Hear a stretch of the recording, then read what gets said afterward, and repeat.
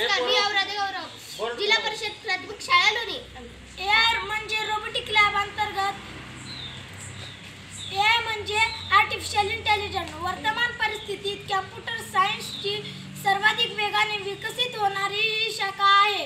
उद्योग, आरोग्य, प्रशासन, वित्त, शिक्षण, दळणवळण आदी क्षेत्रात एआयच्या वापराने प्रचंड क्रांती झालेली आहे.